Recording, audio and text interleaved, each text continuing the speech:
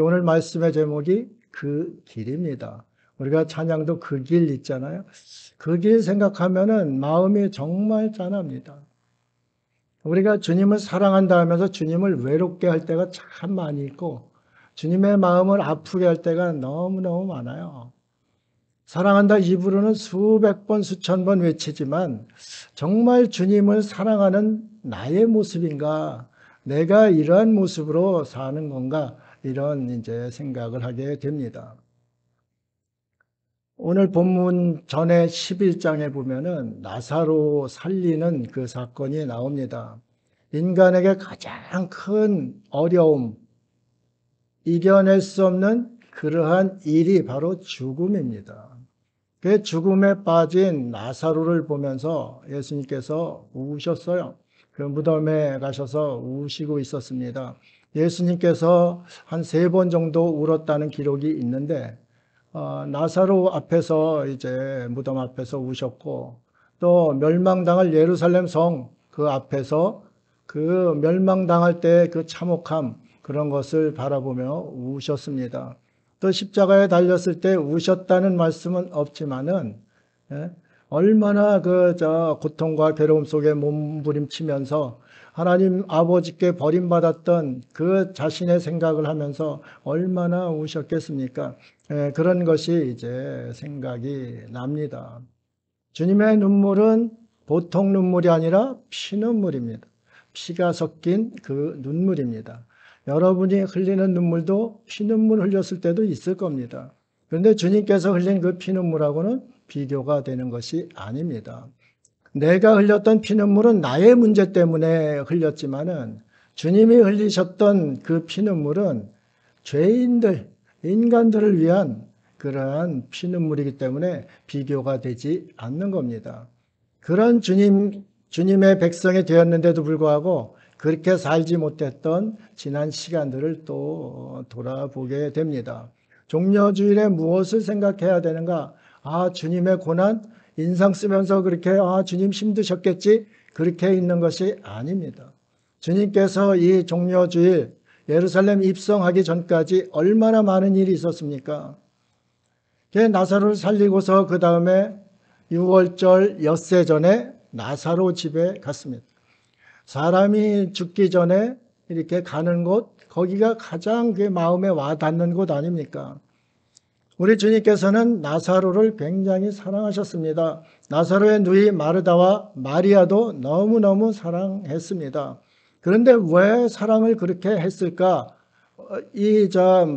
마리아의 그 모습을 보면은 우리가 알 수가 있습니다. 마리아는 자신의 모든 것을 바쳐 사랑했습니다. 향유 옥합이라는 거 이제 우리 너무 잘 알 겁니다. 나드향 300근을 가지고서 이제 예수님 발에다 부었습니다. 이스라엘 처녀들이 시집갈 때 지참하고 가는 것이 그 향유입니다. 지금으로 말하면 향수죠, 향수. 그 향수는 꼭 신부가 지참을 해야 합니다. 가서 침상에 한번 뿌리고 신랑한테 자신한테 이제 뿌리는 아주 그것도 한 방울씩만 뿌리면은 온 집안이 향기로 가득한 그러한 향입니다. 그런데 유다가 그것을 보고서 가난한 자들에게 주어야지 300데나리온이나 되는 그 향을 어찌 거기에다 붓느냐? 예수님 발에 머리에 분 것도 아니고 발에 부었잖아요. 그러면 그 비싸고 그런 것을 거기다가 이렇게 부어버릴 수가 있느냐? 마리아를 유다는 책망을 했습니다.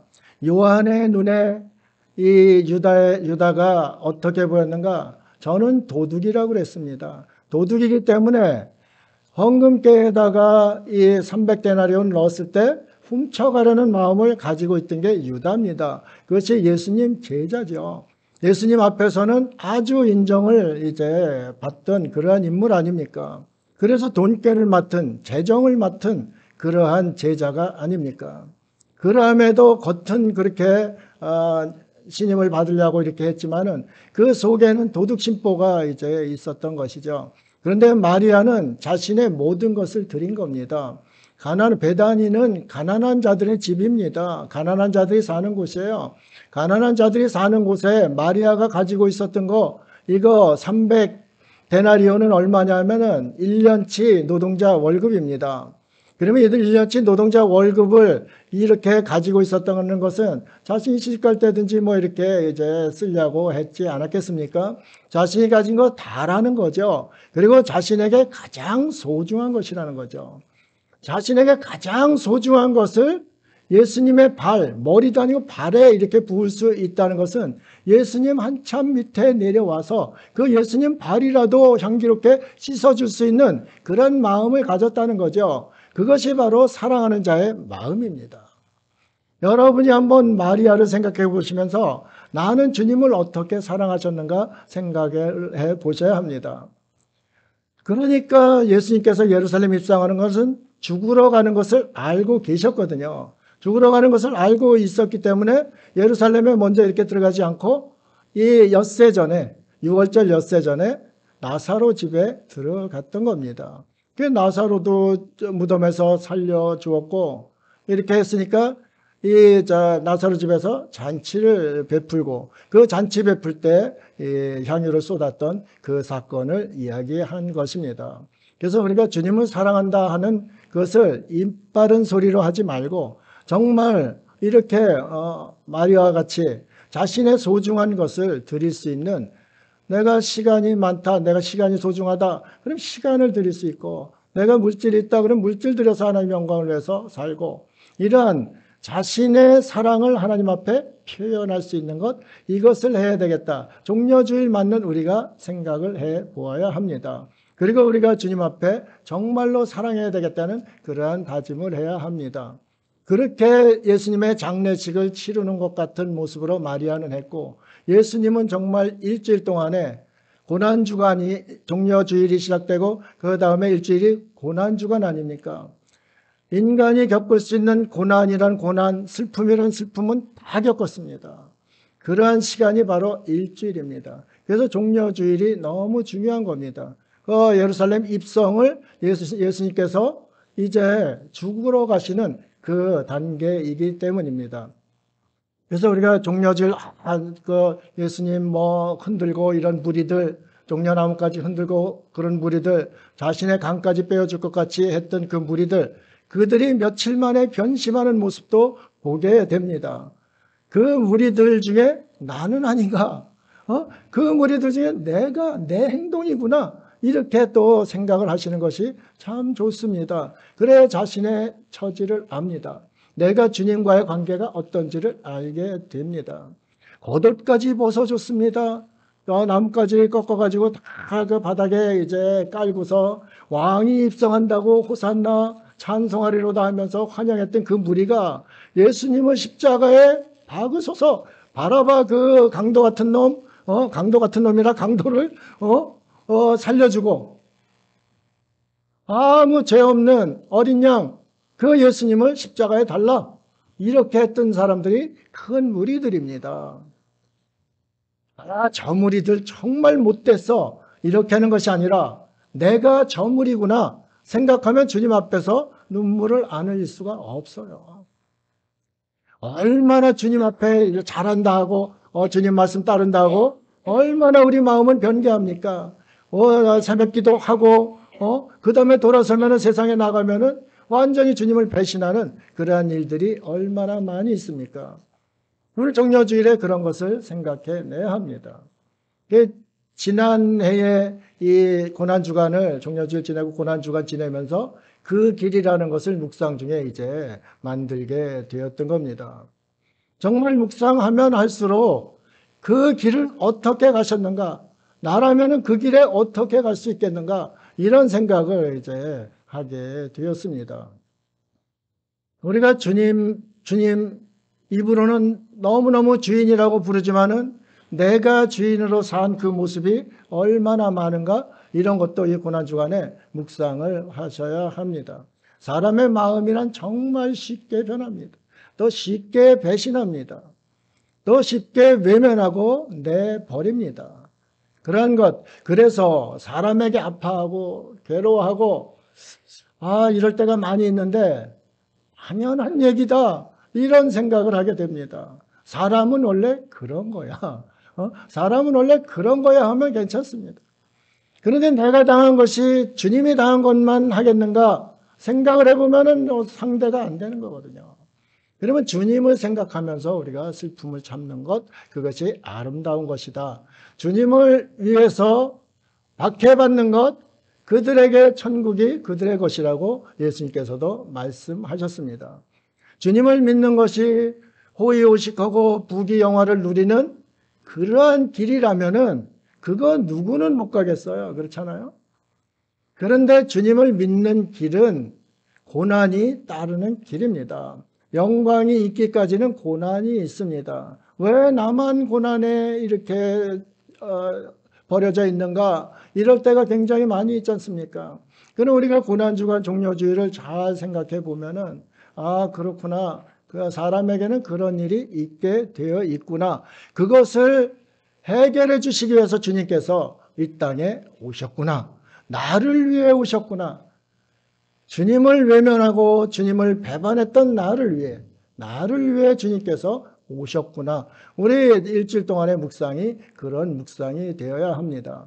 사순절이 쭉들 하다가 사순절 이거 언제 지나가나 이런 생각하다가 막상 그 종려주의 고난주간 되면은 이거 빨리 지나갔으면 좋겠다 이런다는 거죠. 이거 왜 이렇게 40일이 안 지나가? 이런 고난주간을 제대로 지키지 못한다는 거죠. 이게 종교개혁자들이 그때 보았던 성도들의 모습입니다. 지금의 모습도 다르지 않다고 저는 생각을 합니다. 우리가 고난주간을 깊이 이렇게 묵상해 보면은 정말 고난주간 한 주간 묵상하면은 1년 동안 그것이 완전히 자신의 피로 돌게 되어 있습니다. 그런데 정작 지켜야 할 고난주간을 제대로 못 지키는 것, 이거 참 큰 문제가 아닌가 이것도 생각을 해 봅니다. 오늘 말씀을 이제 들어가도록 하겠습니다. 본문 12절 13절에 그 이튿날에는 명절에 온 큰 무리가 예수께서 예루살렘으로 오신다는 것을 듣고 종려나무 가지를 가지고 맞으러 나가 외치되 호산나 찬송하리로다. 주의 이름으로 오시는 이 곧 이스라엘 왕이시여 하더라. 이렇게 이제 말씀하고 있습니다. 큰 무리가 왔다는 것은 유대인들은 지금도 그런데 뭐 초막절도 지키고 유월절도 지키고 그러잖아요. 그러면 세계 각지에 있던 사람들이 오는 거예요.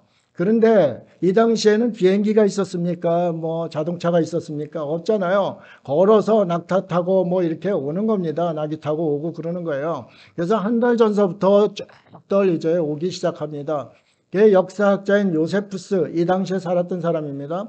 요세푸스는 그 당시에 예루살렘에 모였던 사람들이 150만 명 정도 된다고 합니다.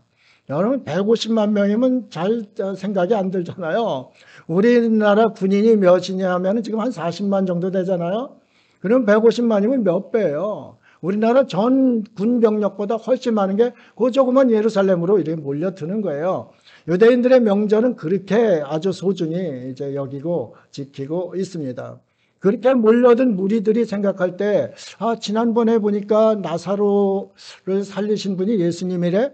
그러면 예수님이 예루살렘에 입성하는데 예루살렘에 입성하는 예수님도 보고 그 다음에 정말 살았는가, 나사로가 소문대로 정말 살아있는가, 나사로도 보고자 하는 그 마음으로 이제 오게 된 겁니다.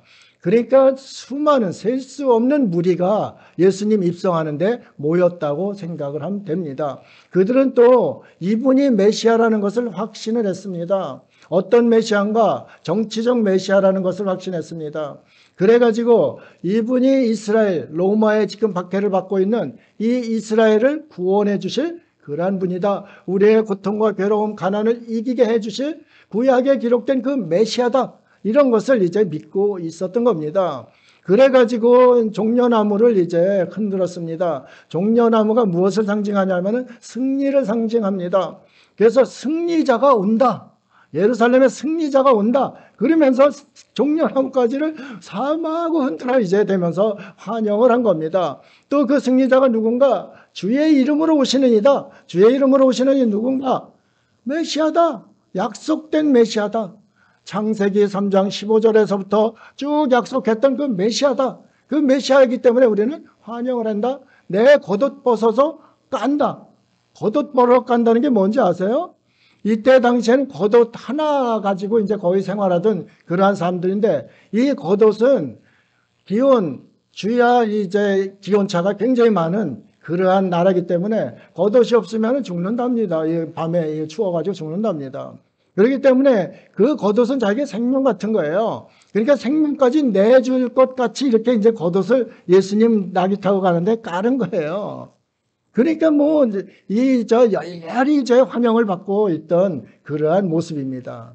그런데 또 호산나라고 외쳤습니다. 호산나는 뭐예요? 왕이시여 영원하소서 그 뜻입니다. 만세 무강하소서 그 뜻입니다. 영원한 메시아, 우리의 메시아, 영원히 우리와 함께 해 주십시오. 그런 소원을 담고 호산나 목청껏 외친 겁니다. 큰 무리들이 그렇게 외친 겁니다. 아주 예수님이 구세주이니까 우리에게 이렇게 오시는구나. 그 환영할 모습을 이제 보여준 겁니다. 주의 이름으로 오시는 그분이 또 우리의 왕이시다. 왕을 이제 삼으려고 이렇게까지 생각을 하고 있었던 겁니다. 그들은 절대적으로 그것을 믿었습니다. 왜 믿었습니까? 예수님의 이적과 표적을 보았죠. 그 다음에 자신들을 이 정치적인 압박과 어려움 속에서 구해줄 것을 믿고 구해줄 왕으로 이렇게 섬기려는 그런 모습에서 나아갔던 겁니다. 오로지 하나님께서 왜 예수님을 이 땅에 보내셔서 또 예루살렘을 입성하게 했는지 그거와는 아무 상관이 없습니다. 자신들 생각에 그런 겁니다. 우리의 믿음도 그럴 때가 많이 있습니다. 내 생각대로 믿음을 재단하는 사람이 굉장히 많이 있는 거죠. 뭐 평신도뿐만 아니라 신학자들도 수없이 그거 재단하다가 잘못된 신학을 만들 때가 얼마나 많은지 모릅니다. 그 실체, 예수님, 낙이 타고 오시는 그 예수님의 실체를 보아야 되는 거거든요. 나를 어떻게 해줄 거라는 것보다도 예수님이 왜 나귀를 타고 그 겸손한 모습으로 이렇게 오셔야만 했는가? 저분이 하나님이신데 그 하나님이 왜 우리를 위해서 저토록 어려운 길을 가고 계시는가? 이런 것을 생각하는 것이 진짜 성도들이라 이 말씀입니다. 우리도 지금 뭐 기복신앙 하잖아요. 우리 주님께 내가 필요할 때만 수호천사로 주님 오세요. 나 필요만 채워주세요. 기도도 한 시간, 2시간 하는데 전부 다 내 기도 아니에요. 전 기도 오래 하지 않습니다. 계속 그냥 자기 기도 이게 계속 하는 거죠. 하나님 뜻이 이 땅에 이루어지게 하는 기도가 아니라 하나님 사랑을 이 땅에 전하고자 하는 그러한 기도가 아니라 내 배, 내 가족 이거 주님께서 늘 부를 때만 좀 오세요. 부를 때 와서 이 문제 해결해 주세요. 이런 기도가 우리에게 얼마나 많이 있습니까? 이 큰 무리들이 그런 모습으로 나왔다 이 말씀입니다. 그러니까 며칠 만에 예수님이 잡히고 매 맞고 막 이러니까 저게 무슨 메시아야? 그러다가 이제 저주까지 가는 거죠. 자신들 속에는 배신당했다는 배신감을 느끼는 거죠. 그러니까 바라바 그 강도를 놓아주라고 그리고 예수님, 죄 없는 예수님을 십자가에 박으라고 이런 정신없는 소리를 이제 하게 되었던 것이죠. 사람이 가장 선해 보일 수도 있고 가장 악해 보일 수도 있는 거예요. 선해 보일 때 주님으로서 선해 보이면 그게 참 선입니다. 그런데 나를 위해서 나 자신, 내 배만 위해서 선을 행할 때는 이것은 선이 아니에요. 그것은 반드시 악으로 변하게 되어 있습니다. 그래서 주님이 함께하는 그리스도인 그 모습을 우리가 이 큰 무리를 보면서 다시 깨닫고 또 정립을 해야 합니다. 우리의 믿음 지금 많이 흔들릴 때입니다. 여러 가지 이 소리도 많이 들리고 저 소리도 많이 들리고 여기 주님 있다 저기 있다 지진의 소리도 들리고 전쟁의 소문도 수없이 나고 이거 정신이 하나도 없는 상태입니다. 산불도 우리나라뿐만 아니라 세계적으로 막 일어나고 있지 않습니까? 요한계시록에 보면 삼님이 3분의 1 탄다는 구절이 있습니다. 삼님 3분의 1, 전 세계 3분의 1이 타는 그러한 이제 역사도 있다 이 말씀입니다. 그러니까 그런 징조가 아닌가 이리저리 흔들리는 거죠. 우리의 신앙은 주님께서 심지가 공고한 자에게 평강을 주신다고 그랬습니다. 심지가 견고하지 않으니까 이쪽에도 심지 박았다. 이쪽에도 박았다. 야, 뭐 혼란한 겁니다. 그 혼란한 겁니다. 이 큰 무리들이 생각하는 그 믿음이 바로 우리가 지금 생각하는 그런 믿음일 수 있다 이 말씀입니다. 우리가 그래서 정말 믿음을 종려주일 고난주간을 지내면서 주님을 깊이 묵상하고 주님께서 이 땅에 오셨던 참 뜻은 무엇인가? 왜 고난을 받으셨는가? 그 고난의 후에 영광의 승리는 어떻게 쟁취가 되었는가? 이런 것을 깊이 묵상하는 한 주간 되시기를 바랍니다. 주님 가신 그 길, 그 길이 어떤 길입니까? 여러분, 그 길이 어떤 길이에요? 예? 주님이 가신 그 길이 어떤 길인가요? 가시밭길, 고난의 가시밭길. 또 어떤 길이에요? 십자가의 길, 죽음의 길. 그렇죠. 그 길입니다. 우리가 아주 최악으로 상상해서 인간의 최악의 어려운 그 모습으로 이제 가는 그 길입니다. 우리는 겪을 수도 없고 우리가 그거 겪어야 될 그런 모든 것인데 우리의 한계를 하나님께서는 아시는 거죠. 그러니까 저 놈들이 아직 죄인이니까 죄인 되었을 때 내가 가서 저를 구해야 되겠다. 그러면서 이제 이 땅에 오셔서 주님께서 우리가 갈 그 길을 주님께서 걸으셨다는 거죠.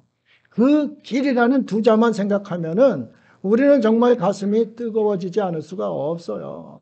내가 갈 그 길을 주님께서 가셨기 때문에 그렇다는 거죠. 그럼 그 길을 첫 번째로 한번 생각해 보면은 형극의 길이라.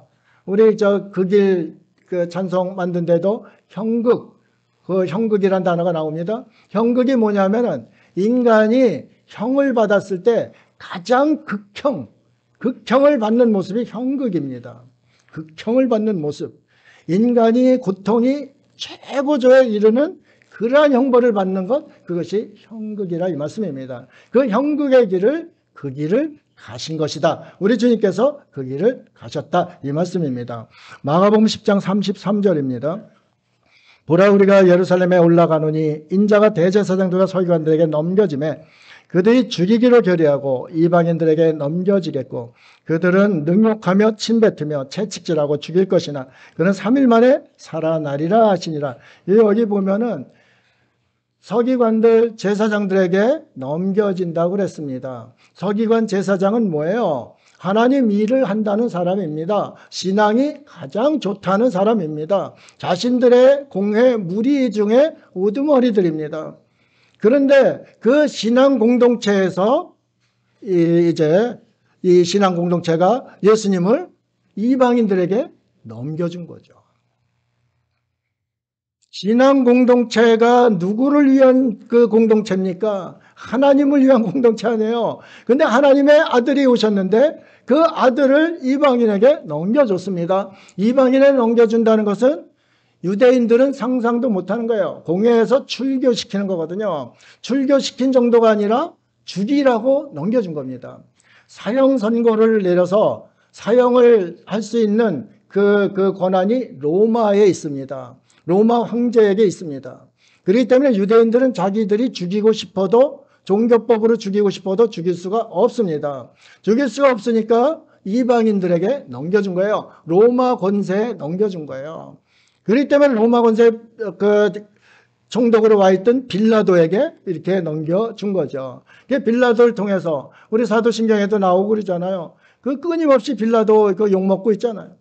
그 빌라도한테 넘겨줌으로써 그 빌라도 세상 권력에 아주 형극의 길을 걸었던 그것이 바로 주님께서 가신 그 길이다 이 말씀입니다. 어떤 길입니까? 멸시천대의 길입니다. 침 뱉었습니다. 침 뱉는 게 뭐예요? 인격 모독하는 겁니다. 유대인들은 결투 신청할 정도로 침 뱉는 것을 싫어한답니다. 그게 병사들이고 종들이고 예수님한테 그냥 침을 뱉어버리는 거죠.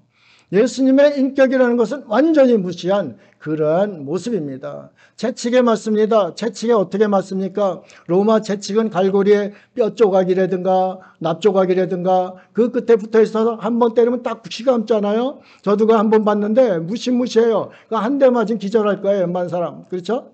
근데 그걸로 시집은 한 대 맞으면 그냥 살이 쭉쭉 찢어지는 거예요. 뭐 가슴을 때렸다면 등으로 딱 꽂혀가지고 등 쪽에 찢어지는 거예요, 살이. 채찍에 어떻게 맞는가? 십자가에 달리는 죄인은 죽기 전까지 맞는 겁니다. 유대인의 법은 40에 하나가만 매지만은 로마는 그거 없어요. 그냥 죽어도 되는 겁니다. 그러니까 죽기 전까지는 십자가에 달아야 되니까 십자가에 달아서 죽이기 전까지 소죽음을 만드는 그 채찍질을 우리 예수님께서 당하신 거예요. 그 길을 가신 거라 이 말씀입니다. 여러분이 가야 할 그 길이라는 거죠. 그렇잖아요. 우리의 죄, 우리 그것 때문에 우리는 심판을 받아야 되는데 그 형국의 길을 우리가 가야 될 것을 예수님께서 대신 가신 거죠. 그것을 대속이라고 합니다. 대신 우리 받을 죄를 값으로 사셨어요. 무슨 값인가? 매 맞고 십자가에 죽은 그 피값으로 우리를 사신 거예요. 그 여러분이 헌신한다고 까불지 말아야 되는 거예요. 여러분은 누구의 소유예요? 주님의 소유예요. 주님께서 여러분을 사신 거예요. 형국의 길을, 그 길을 가면서 그 고통과 어려움의 대가를 치르면서 우리를 사신 거예요. 이제는 내가 사는 것이 아니에요. 내 속에 그리스도께서 사시는 거예요. 그분이 나의 주인이 되는 거죠. 그런데 내가 주인 돼서 사는 사람이 얼마나 많이 있어요? 저도 참 부끄럽죠. 저도 제 뜻대로 할 때가 너무 많이 있어요. 그런데 주님의 뜻하고는 완전히 다르죠. 첫 번에는 주님 뜻 같지만은 나중에 살펴보면 절대 아닌 것이 너무 많아요. 내가 주인 돼서 그렇습니다. 내가 주인 돼서. 나는 지금 주인이 아니에요. 그리스도인 여러분이 주인이 아니에요. 세상 사람들은 자신이 주인이기 때문에 자신의 죄도 자신이 책임져야 되는 거예요.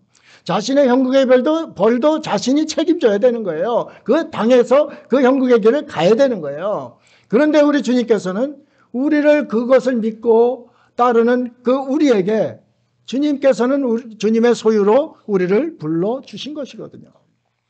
이게 기독교예요. 기독교가 뭐 성경이 어렵고 많고 그렇다 하지만은 왜 우리를 그렇게 구원하시려고 그 형국의 길을 가셨는가? 왜 가셨겠어요? 사랑 때문에 가셨다는 거죠. 하나님은 사랑이시다. 그 사랑받는 우리가 하나님을 찬양하지 않는다면은 정말 우리는 사람다운 하나님의 백성다운 그러한 삶을 사는 것이 아니라 이 말씀입니다. 그래서 제가 가끔 얘기하잖아요. 만입이 내게 있으면 얼마나 좋을까? 만입으로 하나님을 찬양하고 싶다. 이럴 때가 참 많아요. 한 입으로 찬양까지 한 곡밖에 못하는 거야. 그렇잖아요? 만입으로 하면 만곡을 한꺼번에 찬양해서 하나님께 영광을 돌리잖아요. 예? 주님께서 대신 형국의 길을, 그 길을 가셨다. 그 생각하면 찬양 안 할 수가 없고 눈물 안 흘릴 수가 없는 거죠. 너희도 가려느냐? 주님께서 둘러보셨어요? 다들 떠났습니다. 예수님 제자가 12명이 아니에요. 70인 제자도 있고 수많은 제자의 무리들도 있습니다. 그런데 다른 제자들 다 떠났습니다. 12명 남은 제자들한테 물어본 거죠. 너희도 가려느냐?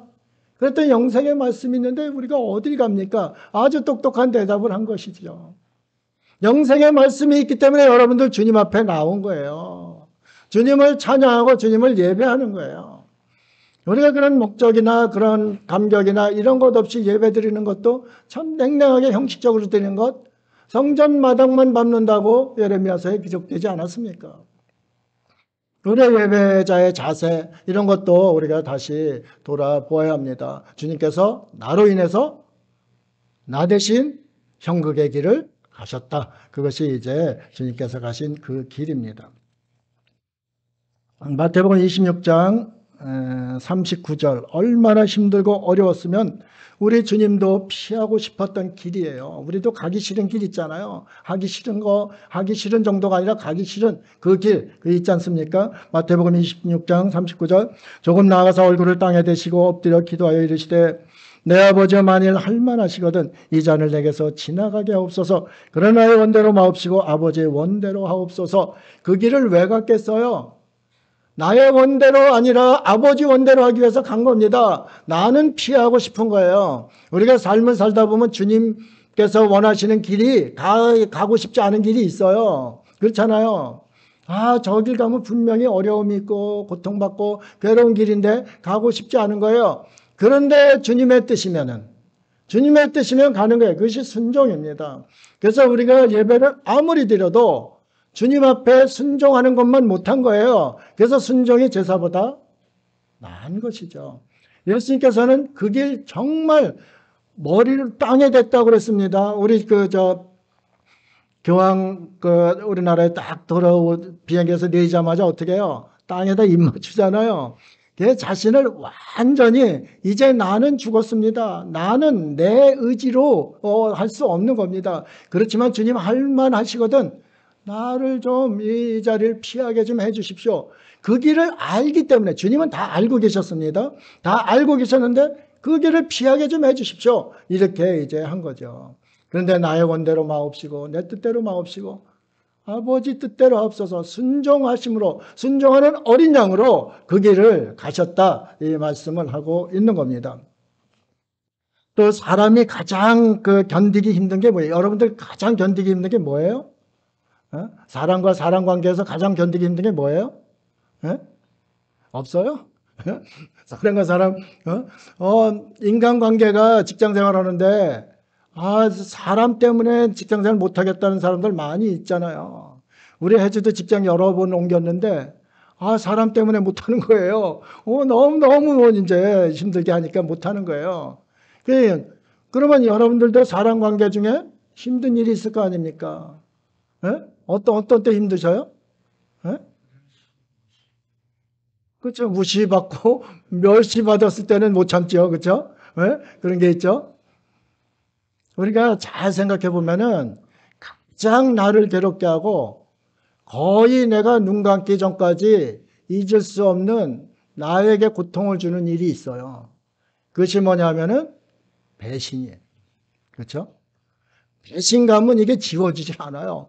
70번씩, 7번씩 70번이라고 용서하라고 주님 그러셨는데 배신당한 건 이게 계속 남아있는 거예요. 이게 쉽지가 않은 거죠.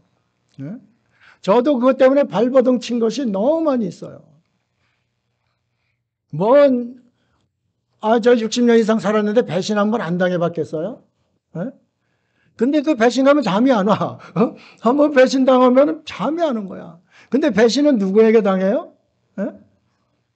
가까운 사람에게 당하는 거예요. 아주 가까운 친밀도가 높으면 높을수록 배신감은 어때요? 더 커지는 거죠. 저 사람만은 나를 절대 배신하지 않을 거야. 이런 사람이 배신하잖아요. 그렇잖아요? 그러면 뒤집어지는 거죠. 이건 회복이 안 되는 거야. 제가 장사하고 그럴 때 한 고객이 왔었어요. 그때 한의학을 공부하고 그럴 때니까 사람 병을 이제 보려면 혀를 많이 봐요. 한방에서 혀를 많이 봐요. 혀를 한번 내밀어 보라고 그랬어요. 그랬더니 혓바닥이 가뭄의 논바닥이야. 쫙쫙 갈라져 있어요. 쫙쫙 갈라져 있어요. 그분을 보면서 바로 진단이 나오는 거죠. 이분 심장에는 화가 가득하구나. 혀하고 심장하고는 같이 연결이 돼 있어요, 사람이. 한의학에서 그렇게 나와요. 심장에 열이 나면 말이 안 나오는 거야. 혀가 말라버리잖아요. 말이 안 나올 정도잖아요. 그 얘기를 쭉 들어보니까 그 속에 그 화가 원인이 뭔가 배신감이에요. 내가 이 자식을 어떻게 키웠는데, 내가 연세대 보내고 카이스트 보내고 다 했는데 이거 결혼하더니 이게 본척도 안 하고 엄마 늙으니까 이렇게 만들었다. 누구한테 배신감 당하는 거예요? 자식이 가장 가깝잖아요. 가장 가까운데 혀가 쭉쭉 논바닥처럼 갈라질 정도로 그 배신감의 속에서 화가 무글무글 끓고 있던 거죠. 그래서 사람이 배신당하는 것, 이것처럼 고통스러운 것이 없다 이 말씀입니다. 그런데 예수님은 배신을 너무 많이 당했어요. 우리가 배신당하고 해야 될 그 배신을 주님께서 다 당하셨다 이 말씀입니다. 그게 바로 주님께서 가신 길이에요. 그 길이에요. 그 길은 참 정말 이거는 눈물 없이 볼 수 없는, 갈 수 없는 그러한 길이라 이 말씀입니다. 누가복음 23장 23절 그들이 큰 소리로 재촉하여 십자가에 못 박기를 구하니 그들의 소리가 이긴지라. 바라바를 놓아준다고 빌라도가 예수님 죄가 없다고 그러니까 아닙니다. 예수님 십자가에 못 박으셔서, 예수를 십자가에 못 박으셔서 난리 칩니다. 그래도 왜 바라바를 놓아줘야지? 왜 죄 없는 이 사람을 놓아주냐? 빌라도 마음속에 그게 있었던 거죠. 그래서 다시 생각해봐라. 이렇게 했을 거 아닙니까? 그런데도 그 소리가 빌라도의 그 소리를 이겨버린 거죠. 우리가 정의를 이겨버린 겁니다. 우리가 진리를 이겨버린 거예요. 그럴 정도로 그렇게 소리 지른 무리가 누구냐? 큰 무리들, 종려나무가지 흔들면서 겉옷 벗어서 깔던 그 무리들입니다. 불과 며칠 사이에요. 며칠 사이에 완전히 돌변한 겁니다.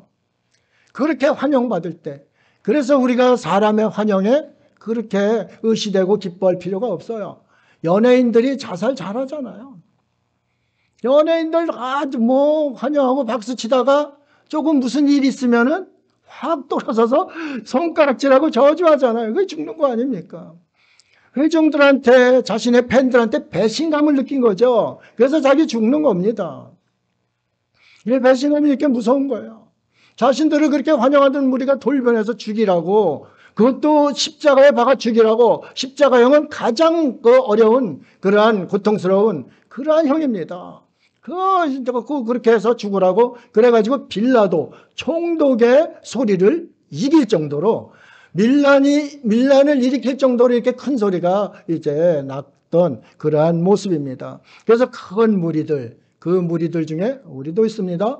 배신을 이제 당한 겁니다. 주님, 그 큰 무리가 또 누구예요? 하나님의 백성입니다.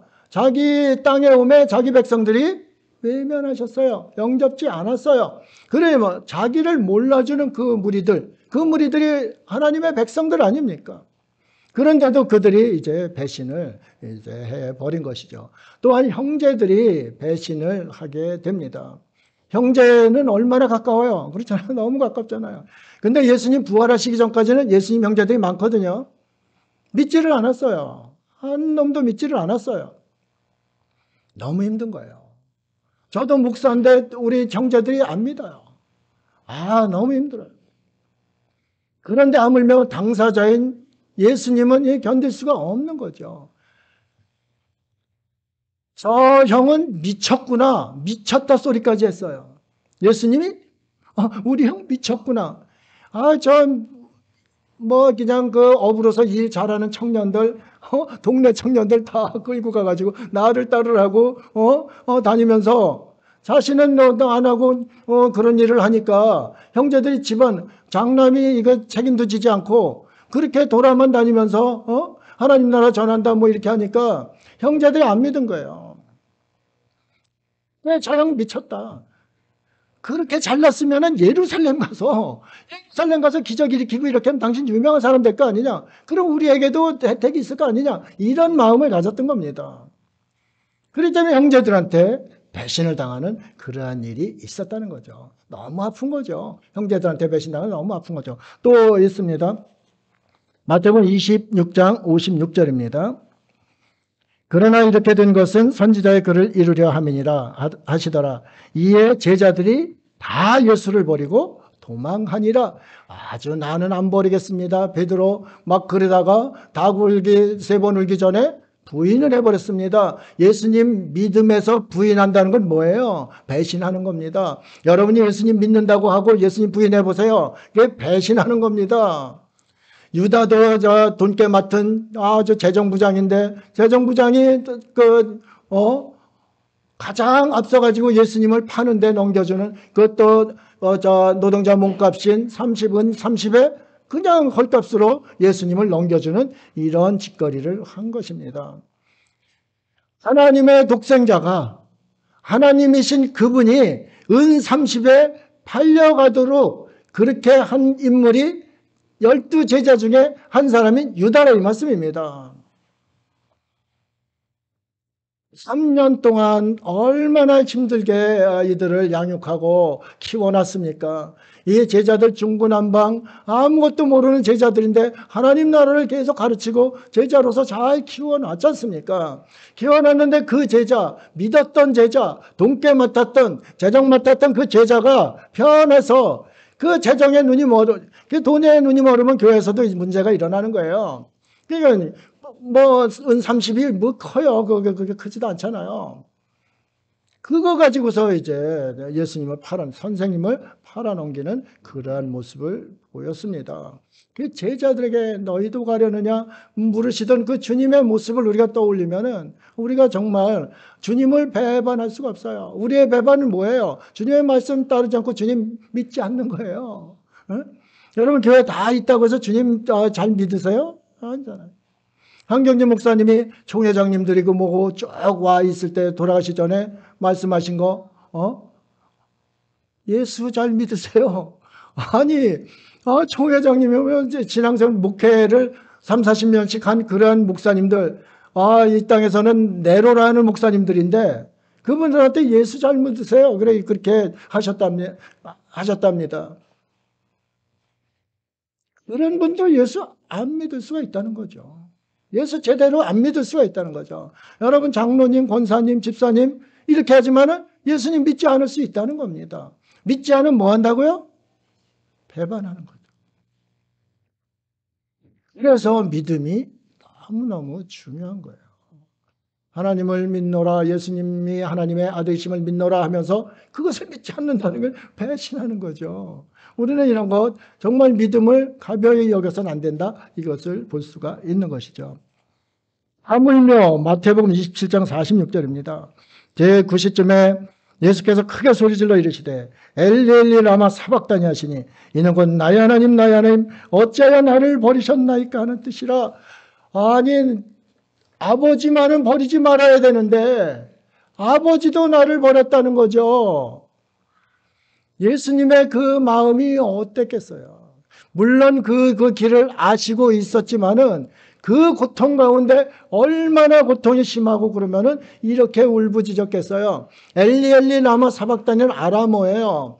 그러니까 히브리인들이 이렇게 많이 쓰는 게 그 본토 아람어거든요. 그걸로 내 어렸을 때 쓰던 그 말, 그것이 그냥 그 엘리 엘리 라마 사박다니 거기서 십자가상에서 그런 거예요.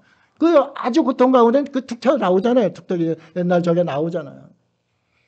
그런 방언 같은 것이 이제 튀어나와서 나의 하나님 왜 나를 버리셨나이까 그랬습니다. 예수님은 배신이란 배신은 다 당했어요. 물론 하나님께 배신당한 건 아니죠. 하나님의 계획과 뜻은 이제 부활시키기 위해서 죽어야 되기 때문에 하나님은 아버지는 피눈물을 흘리면서도 거기에 이제 내두었던 건데 예수님 입장에서는 너무 고통스러우니까 배신감을 느끼는 거예요. 왜 나를 버리셨나이까 이렇게 느끼는 거죠. 그래서 예수님은 아주 배신을 계속 가장 가까운 그러한 사람들에게 이렇게 당했던 모습, 그것을 보게 됩니다. 주님께서 가신 길이 어떤 길이라고요? 배신당한 길. 형극의 길, 배신당한 길. 그 길이 누가 갈 길이에요? 우리가 갈 길입니다. 우리가 갈 길을 대신 가신 것이다. 그런 말씀을 합니다. 주님이 그 길을 가셔야만 했던 이유가 있죠. 히브리서 2장 14절, 15절. 자녀들 혈과 육에 속하였음에 그도 또한 같은 모양으로 혈과 육을 함께 지니심은 죽음을 통하여 죽음의 세력을 잡은 자 곧 마귀를 멸하시며 또 죽기를 무서워함으로 한평생 매여 종노릇하는 모든 자들을 놓아주려 하심이니.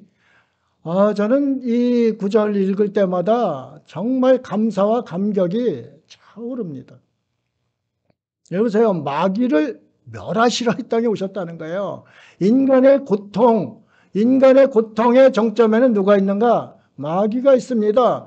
그러니까 인간의 고통의 정점 뿌리를 제거하러 예수님께서 이 땅에 오셨다는 거죠. 그 뿌리를 제거하는 것이 그렇게 쉬운 문제가 아니라는 거죠. 자신이 죽어야 그 뿌리를 제거한다는 겁니다. 죽음으로써 죽음의 세력을 잡은 자, 그 마귀를 멸하러 왔다 이 말씀입니다. 우리를 죽음의 세력, 그들 손아귀에 있을 때 그 죽음의 세력 어떻게 건져냅니까? 내가 죽어야 된다는 거죠. 죽음의 세력에게 우리가 왜 잡혀 있었어요? 네? 우리 죄 때문에 죽음의 세력에 잡혀 있었잖아요. 로마서 6장 33절 뭐라 그래요? 네? 죄의 삭은 사망이요. 그렇지 않습니까? 죄의 삭은 사망입니다. 그렇기 때문에 마귀에게 죽음의 세력을 마귀가 잡고 있는 거죠. 너 이러면 죽을래? 그러는데 마귀의 말 안 들어요? 세상 사람들 따라다니는 거예요. 종으로 따라다니는 거예요. 너 죽을래? 그러잖아요, 마귀가. 응? 너 죽을 놈이야. 죽을 죄 진 놈이야. 뭐 아무 말 못하는 거죠. 그러니까 종노릇할 수밖에 없어요. 끌려다닐 수밖에 없어요. 그런데 그를 멸하는 거예요. 우리의 고통과 괴로움과 문제의 근원을 제거하러 이 땅에 오셨는데 그 대가를 치러야 되기 때문에 그 길을 가셨다는 거죠. 얼마나 대단한 그러한 역사가 이 속에 있는 겁니까? 예수님의 죽음의 길은 아주 허튼 길이 아닌 거예요. 온 인류를 그렇게 마귀의 손아귀에서 벗어나게 하시려고 그렇게 그 길을 가셔야만 했던 것이죠. 죽기를 무서워함으로 한평생 매어 종노릇하는 자, 우리죠. 죽기를 저도 죽음이 굉장히 무서웠었어요. 정말 무서웠었어요. 죽음이라는 얘기만 나오면 진짜 벌벌 떨리고 그러잖아요. 남의 얘기면은 크게 안 그러는데, 지금 이제, 고칠 수 없는 병에 한 3일이면 너 죽을 거야. 그 죽음 앞에서 두려워하지 않을 사람이 있어요? 너 이제 한 달 후면은 사형이야. 그 앞에서 두려워하지 않을 사람이 있어요? 모든 사람이 죽음 앞에 두려워한다는 거죠. 왜 두려워하겠습니까? 자기가 받아야 될 것이 있거든요. 자신의 죄의 보응이 있거든요. 죄의 값은 사망이라니까 그게 있거든요. 그런데 그것에서 놓이게 해주신다. 해방시킨다는 거죠. 해방이 뭐예요? 자유를 준다는 거죠. 그리스도인은 그래서 자유함을 누려야 돼요. 제가 자유함을 누리지 못해가지고 자유를 너무 좋아해요. 진리가 너희를 자유케 하리라, 이 말씀 너무 좋아해요. 저는 예수님 안에서, 예수님 믿고서 자유함을 누린 것이 너무 많아요. 완전히 다 누렸다고는 지금 말씀 못 드리는데, 주님 안에 들어와서 정말 자유한 것이 너무 많아요. 진리는 우리를 자유케 하는데 우리가 율법이나 이런 데 매이게 하는 거예요. 바리새인들이나 서기관들이 그렇게 회중들을 묶어 놓는 거예요. 형식과 이런 것, 월삭과 절기, 수없이 많은 것들로 매어 놓는 거예요. 저는 그런 걸 싫어해요.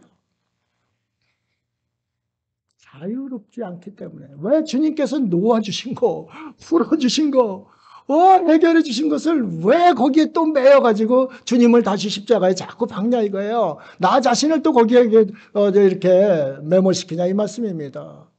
여러분은 진리 안에서 자유를 누리시기 바랍니다.